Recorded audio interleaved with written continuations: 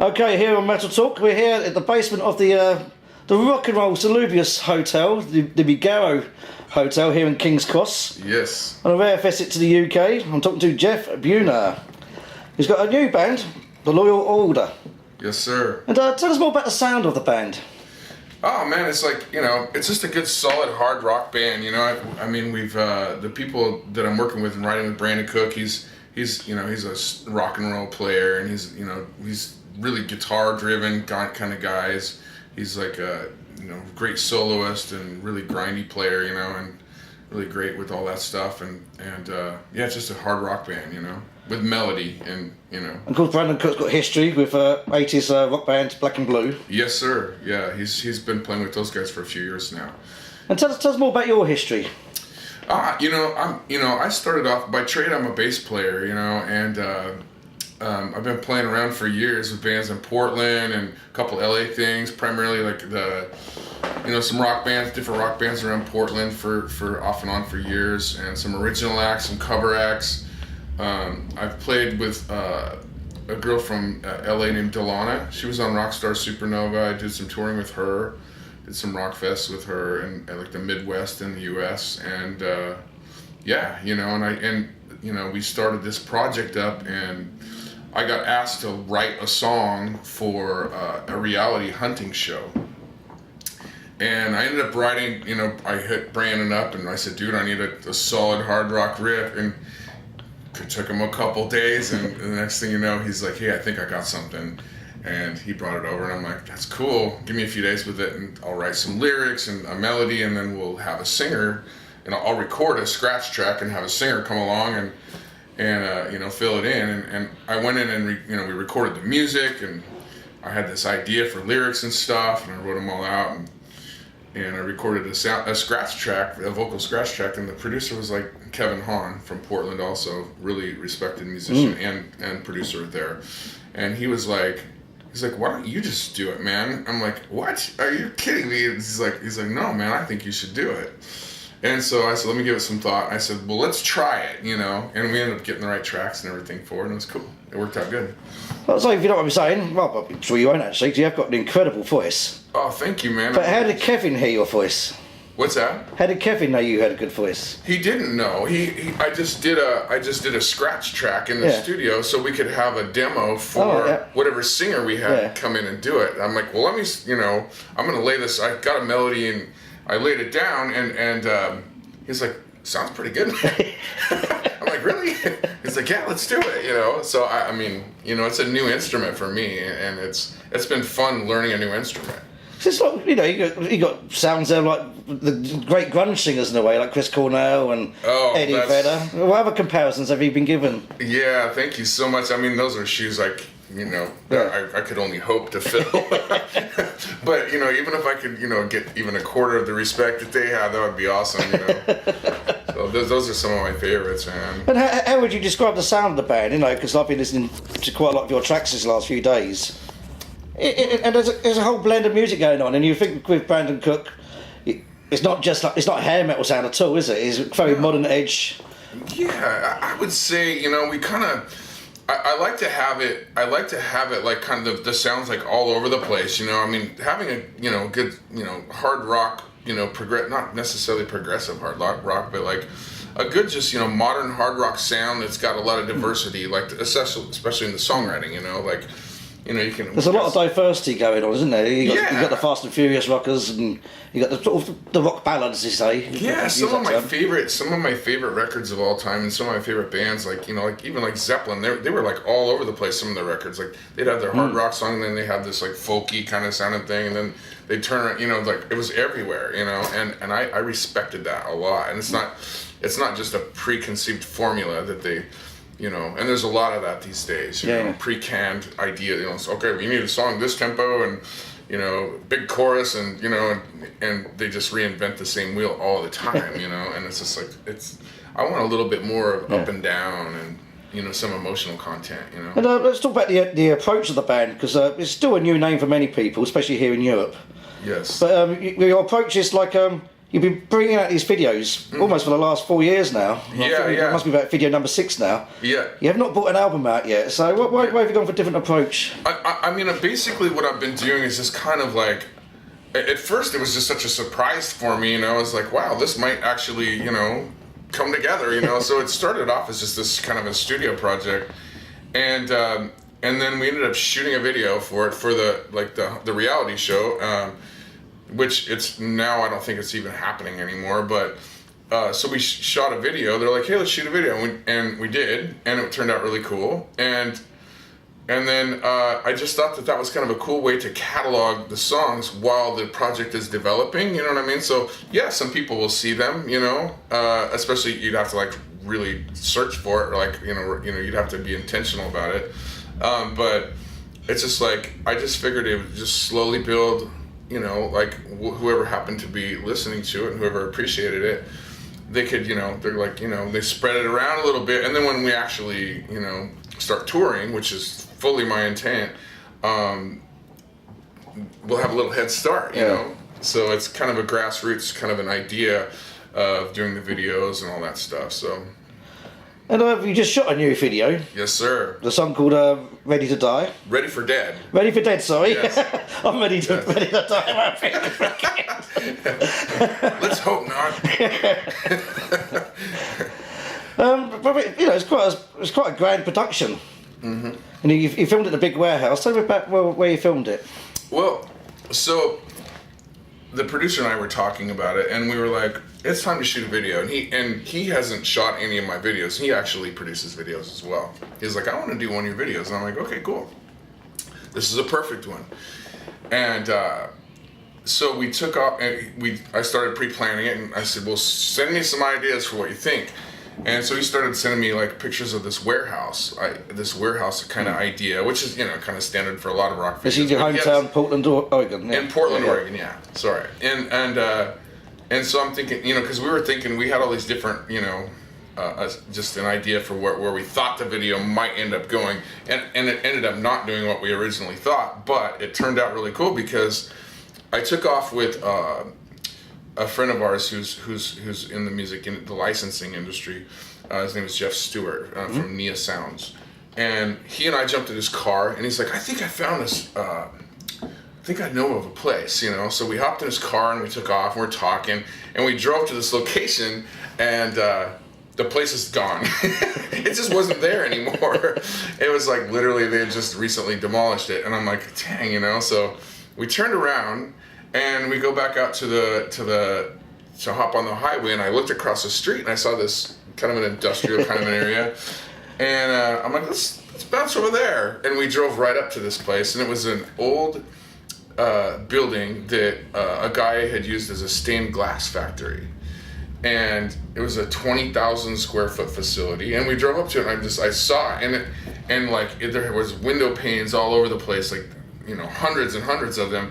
But wherever a window had broke over the years, they would replace it with a stained glass. So it had all these random, like, really cool just colors, like most of them were still white, but there was like reds and blues, and it was in weird colors of all types. And I was like, this is perfect.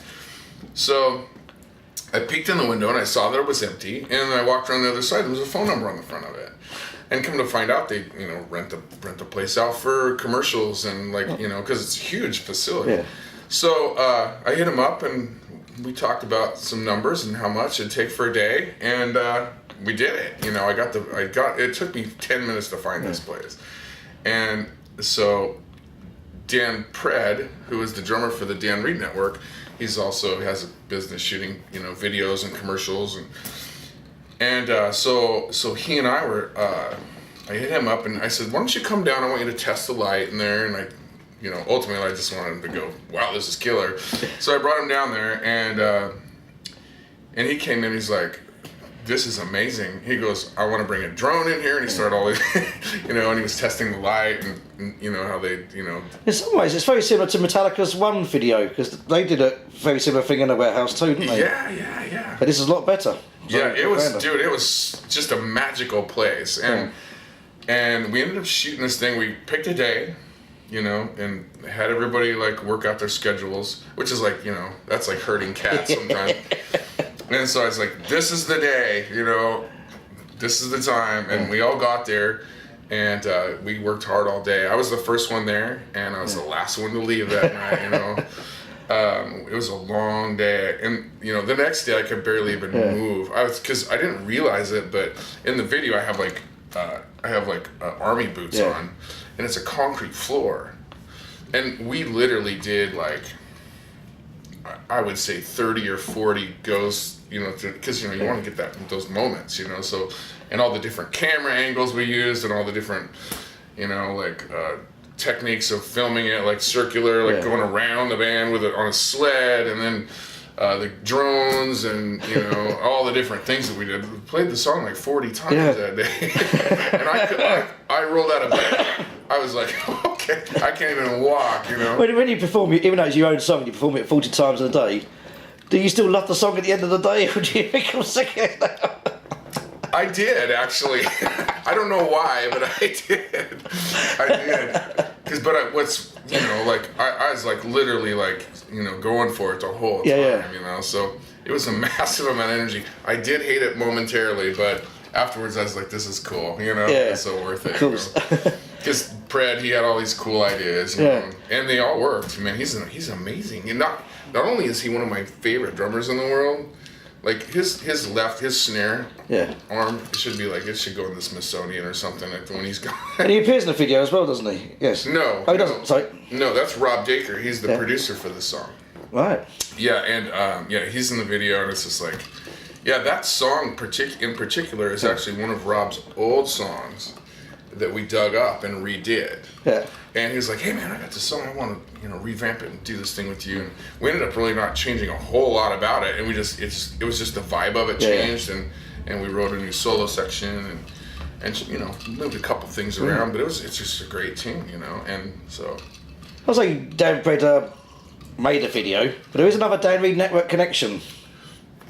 Yeah, Dan Reed Network, you know, Dan Pred. Yep. And Rob Dacre is the keyboard player for the Dan Reed Network now. That's right. So as soon as I leave here in a couple days, I'm going to go meet those guys in Sweden, and Rob is going to do a solo show, and I'm just going to pull the bass out and play along with him. And Dan Reed sang another song, one of yours. Was it a song for Kelly? Oh yeah. Okay, so that's a really cool story how that worked out. So I have a friend, a friend named Kelly that I went to school with, and she moved to Australia like shortly after. I went to high school with her, and she moved to Australia shortly after, you know. And she's been there for a long time, started a family, the whole bit. And I saw her a few years ago, and she had cancer. And she was like, you know, I think I'm going to beat this, but I'm not sure, you know. And she kind of turned a corner, and she found out she wasn't going to win that deal. And I reached out to her, and I said, if there's anything, you know, just tell me, you know. And she's like, I want you to write me a song so everybody remembers me, you know. And I'm like, that's a real heavy thing to ask, you know, because it's like, it's got to be the real deal, you know. And so I said, if something comes, you know, I'll let you know. And I said, then I'll move from there, because I need your permission to do it. And I said, I'm reluctant to do it because it's a heavy thing, you know, unless it's you know. So anyway, I was plunking around on the guitar one night, and the first line came to my head, and I reached out to her and I said, so does this sound like you? And I said, I didn't know how to say these things about what you're going through, or even, you know, if it was going to be first person or whatever. And so the entire song ended up being about her talking to her husband, and you know, and her story is like, you know, she literally in her life she sold everything she had and moved away, and then started over somewhere, and like literally wiped everything out, like left with the clothes on her back, and that was it. And the last time she did it, she ended up in Australia. And so I used that lyric in there. If I could stay up all night staring at your face, I'd sell everything I had if only I could stay. And that was the first line, and she loved it. And so that kind of was the premise for it. And then she didn't know it, but I was she thought I was just gonna, play a little acoustic song for her and do, which would have been great too. But I thought I'm gonna surprise her with a well-produced song, and then she was also a Dan Reed Network fan. So as it turned out, while we're tracking the song, Dan happened to pop into town. And I was like, hey man, and I told him this story, and all the musicians who were part of that song they were very gracious. And so Dan popped in and he did a little cameo spot vocally on it too. So that was really cool. Oh, you saw the video for that? Oh yeah. It's a nice black and white video, it's very touching. Yeah. And that once again, a marvellous song. Yeah, it was just a, coffee table, very emotional thing. I imagine the hardest song you've ever written. Very, very hard. It was, in some ways, it was the easiest song, but the hardest too. I mean, I got really. I'll say you aimed it for Kelly herself, but really, if anyone going through that terrible illness will be able to relate to that in future. Yeah, you know what's really crazy about that? I mean, Kelly has passed away, and when she saw it, she was like, she cried and cried and cried, and then all of a sudden, all these people started, reaching out to me saying, hey, you didn't know. I mean, like my dad just passed away, or I am going through it, or I mean, there's literally hundreds of people, and I was kind of shocked. Well, at the end of the day, that's what takes us more than anything, really, is cancer. Yeah, man, and it's just rockstar like Lemmy, I know, I couldn't believe it, and even friends of mine that I didn't know that were survivors, you know, and it was, I was very humbled by the whole experience, man. It was just, it was really I just kind of had to get out of my own way when I wrote that song, and I just let it come. And it was great. It turned out cool, I mean, for what it was, it was it was very moving for me. It was like I said, it was very humbling, and plus I had, Rob is a great producer too, and he really kind of helped move it along too. I mean, I had it all written on an acoustic actually, and I took it into him, and he was like, man, this is cool, and then he added a lot of the really high harmonies on it. He did all the gospel harmonies at the end of it, it's super cool. It's on YouTube at the moment, so people can check that song out. It's a marvellous song.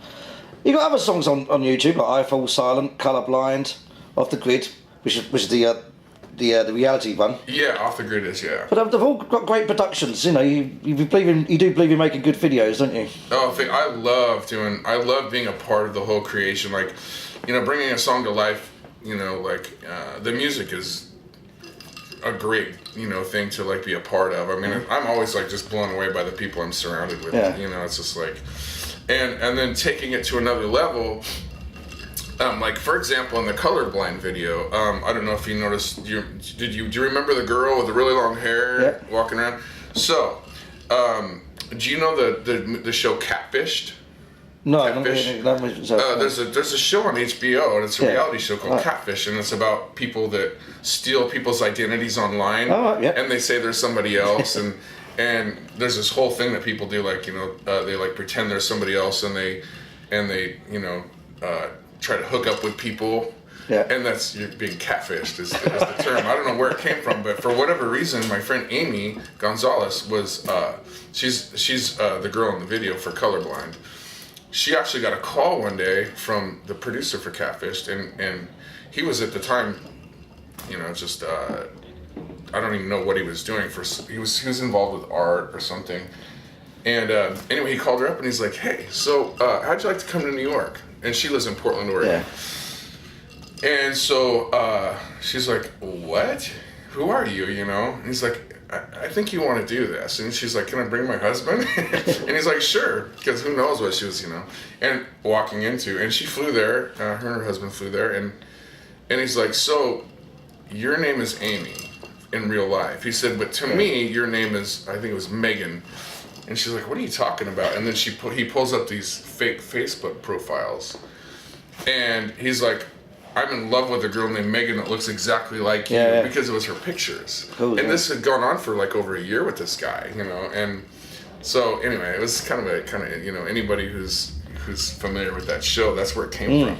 Literally. Touch on the subject It was as well. like the first time. Yeah, people should be aware as well what photos I put on Facebook, because there are scammers out there who take the photo and... Yeah, well, it happens all the so, time yeah, now, right? People get ripped off. It's My face never gets picked on the answer. oh, I'm sure it does. We touched on the subject earlier that you've been bringing out all these videos, but there's not an album yet from the Loyal Order. When can we expect to see the finished article? You know, the way that I look at it now is like, if you put a full album out. Yep. Pardon me, what? Just move back a bit for the camera, sorry. Oh, sorry. If you put like a full album out, like right now, it's like, I mean, we're kind of in a society now where it's like people have playlists, they don't have albums. I mean, I still have albums, I've downloaded albums.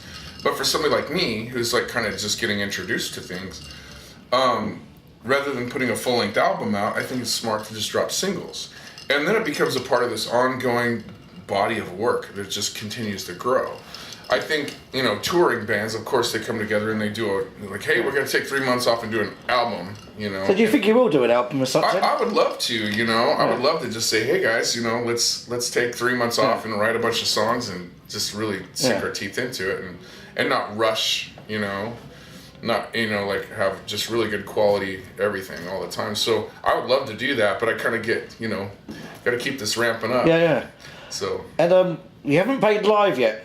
No, have not, not yet, and I'm excited to. I really can't wait. I've been tempted many times to like jump in, and it's just like I've never had the green light yet, because I want to have a really well rehearsed band, and I want to like do everything right, you know, and instead of just goof around with it, I want to, if I'm going to do, like I said, I'm a bass player, man. Yeah. And I just... When you do play live, or when you all play live, will you be playing your bass yourself? Or No, I don't think so, because I feel like I got my hands full with some of the parts that I've written vocally.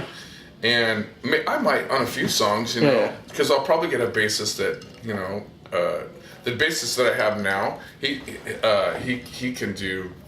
He's one of my. Actually, I joke around with him. Like, I'm like, the only reason I ever did this is so I can be in a band with you, because we're both bass players.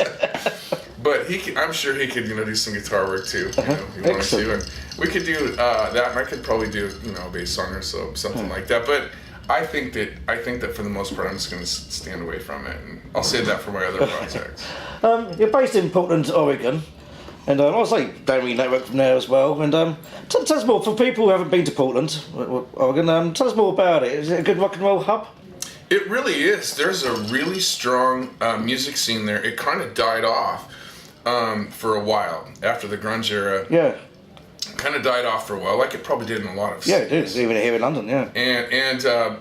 But you know what really brought it back is there is a really strong tribute band culture there, and a friend of mine, Jason Fellman, JFL Productions, he started a Journey tribute band, and all of a sudden, you know, like 500-600 people would show up, and it's like, he's like, wow, this is great. And then there's Appetite for Deception is a Guns N' Roses tribute band. I think Brandon plays with them. Brandon's in that band, yeah. And so all of a sudden, and then here comes all these bands, you know, and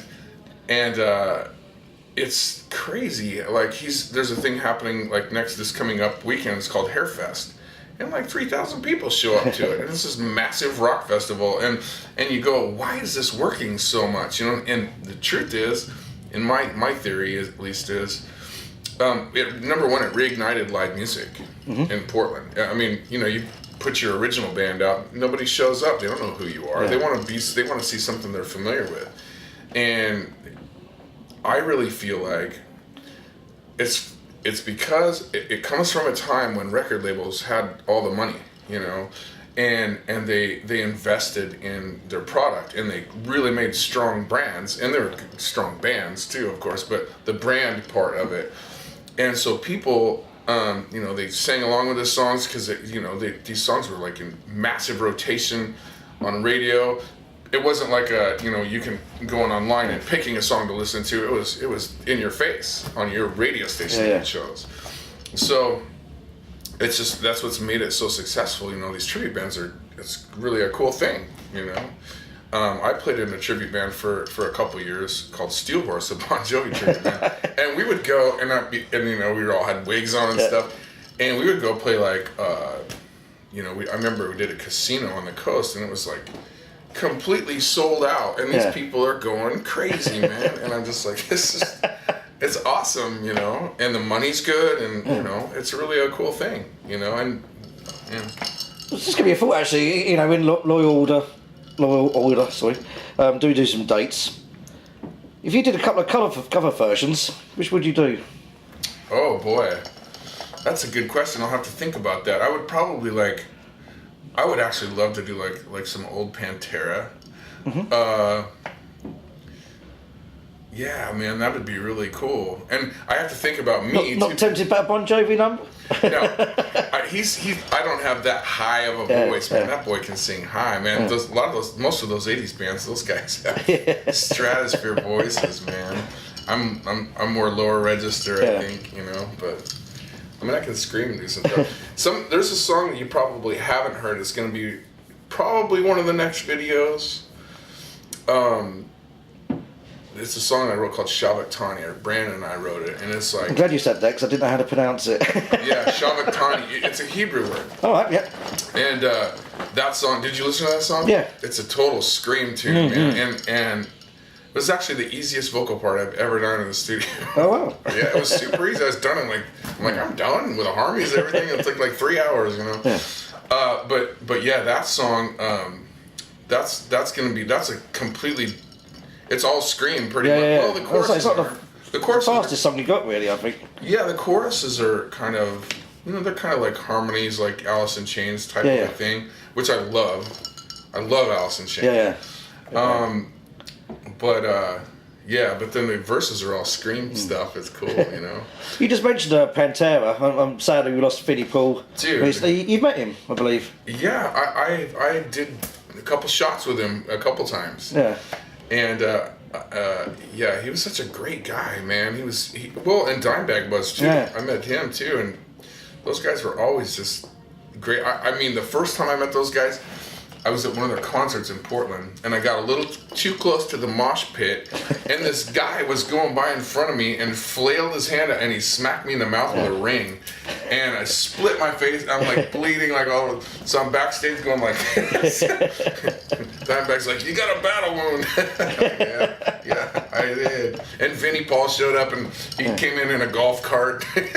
we were all partying backstage. It was fun, but I ran into Vinny a couple times with my friend Kevin at the NAMM show, and we had shots backstage at a concert. It was fun. He's a super cool dude, and I can't believe he's gone too, man. Those brothers, those guys, man, they were both of those guys.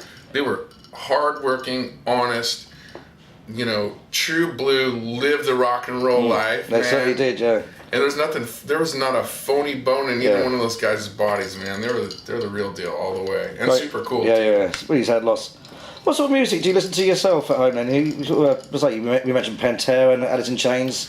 Yeah, I listen to that Pantera, Alice in Chains, Lamb of God. I listen to. I actually like some country stuff too. I grew up like Johnny Cash, Waylon Jennings, those guys.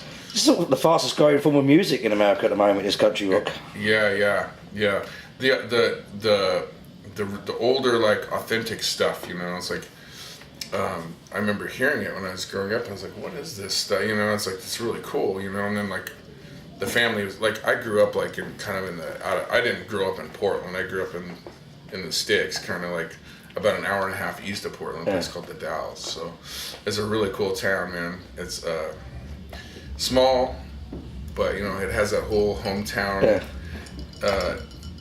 feel. It's it's almost like growing up in a Mellencamp song. It was really great. Little pink houses everywhere. I love that town. Yeah, so I have half my family's there, so it's really cool. Excellent. So what's next for you now? You're going to Scandinavia tonight. Tonight? Tomorrow, sorry. You're going to Scandinavia? I'm actually just gonna. I'm gonna go wander around London, I think, and then tomorrow. I'm not sure what I'm doing tomorrow, but I'm getting kind of geared up to leave and go to Stockholm. Yeah. And then and then go back to after Rob gets back to Portland, I wrote it. We just finished another song that you haven't heard yet.